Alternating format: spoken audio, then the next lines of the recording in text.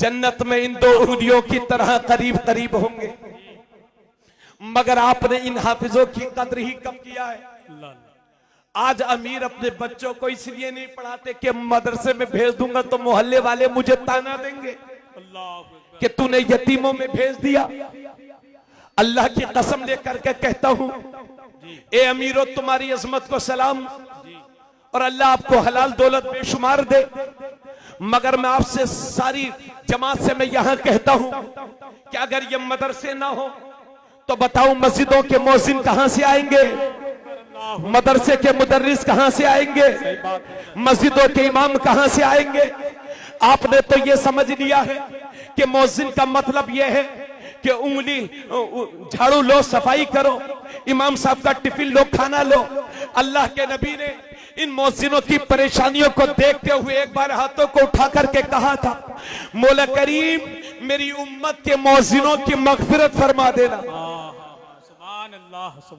अल्लाह के नबी ने मगफिरत की दुआ की अल्लाह इन मौजिनों के लिए, इन इमामों के लिए। अल्लाह के नबी ने फरमाया जो अजान पढ़ता रहेगा 7 बरस तक बरोसे महशर उस मौजिन की गर्दन सबसे बुलंद होगी। वाह वाह वाह वाह, जोर से बोलो, क्या बात है। वाह, दुनिया सोती है, रात अंधेरी है, सुबह के 4 बज रहे हैं, बारिश हो रही है, सर्दी शबाब पर है, पूरी दुनिया सोई है। इसी दरमियान हमारी मस्जिद के मीनारे से आवाज आती है अल्लाह अकबर अल्लाह अकबर। यह आवाज कौन बुलंद कर रहा है?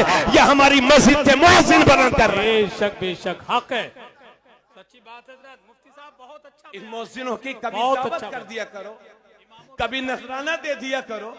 10,000 में आपका घर नहीं चलता, इन बच्चों का घर 4,000 में कैसा चलेगा। इमामत को आपने क्या समझ रखा है? इमाम साहब हैं, चेहरे पर दाढ़ी है तो कोई लड़की शादी करने को तैयार नहीं कि मुझे दाढ़ी वाले से शादी नहीं करना। माज़अल्लाह ये मजाक बनाते हैं आप अपनी कौम के इमामों का, जिनके पीछे आप खुद नमाज पढ़ते हैं। कोई इमाम साहब 20 साल से इमामत कर रहे हैं नेपालगंज में। ये मिसाल है, कोई इसकी मैं कहता नहीं हूं कि नेपाल में ऐसा है। कोई पड़ोस में मस्जिद के एक साहब किराए पर आकर के रहने लगे। थोड़ी दिनों के बाद इमाम से उनकी खटपट हुई तो बोले, इमाम मुतवल्ली साहब के पास पहुंच गए कि सदर साहब इमाम साहब को निकलवा दो, इनसे हमारी पड़ती नहीं है और ये हमसे इनकी पड़ती नहीं है। हजरत गए मुतवल्ली साहब सुबह सुबह इमाम साहब के पास, मुजदे जाफिजा लेकर के, बड़ा अच्छा मुजदा, इमाम साहब आपका टाइम पूरा हो गया है, हम आपको नहीं रख सकते। क्यों? क्योंकि इमाम साहब रोते हुए बोले, सदर साहब बात क्या है? बोले मोहल्ले वाले आपसे खुश नहीं है। अल्लाह की पनाह, कोई किराए पर आकर के रहने वाला तुम्हारा मोहल्लेदार हो गया और 10 साल तेरे बच्चों को कलमा सिखाने वाला तुम्हारा मोहल्लेदार ना बन सका।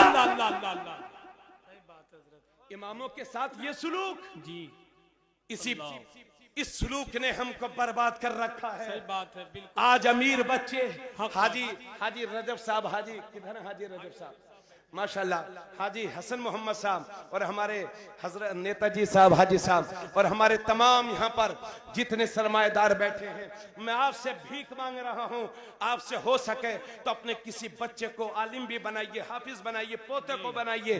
क्योंकि मैं समझता हूँ जिसकी जेब में 2 पैसे रहता है और जब वो कोई बात करता है तो समाज उसको बड़े गौर से सुना करती है।